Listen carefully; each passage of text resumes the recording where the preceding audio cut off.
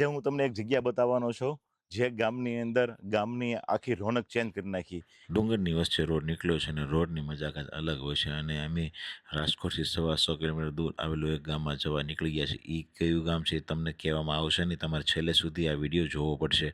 અને રોડના ગેટ આવ્યો ને ગેટની ઉપર સિંહ વિરાજમાન છે અને તમને થોડો ખ્યાલ આવી ગયો હશે કયા ગામમાં આવી ગયા છે, કયા સિટીમાં આવી ગયા છે, હજી તમને કહેવામાં આવશે નહીં. અને રસ્તો તમે જોઈ લીધો હશે.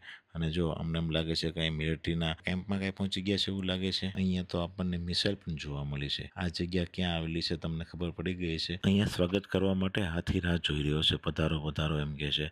અને અહીંયા ઓર્ગેનિક કેરીના મોટા ઢગલા પડ્યા છે. અહીંયા જીતુભાઈને ઓર્ગેનિક કેરી ખાવાની તો મજા પડી જે ગઈ હું છે. તમને એક જગ્યા બતાવવાનો છું, જે ગામની અંદર ગામની આખી રોનક ચેન્જ કરી નાખી. એને એમાંથી એવોર્ડ મળ્યો છે. એ ગામ તમને બતાવું છું, આવો જોઈ શકો છો. આ ગામ તમને એમ લાગતું છે કયું છે, પણ આ ગામ છે દુધાળા. આપણા પદ્મશ્રી સૌજી કાકા એનું ગામ છે દુધાળા. આ એની હવેલી છે ને હવેલીનું નામ એટલું મસ્ત નામ છે કે હેતની હવેલી. એ હવેલી તમને આજે હું બતાવવાનો છું.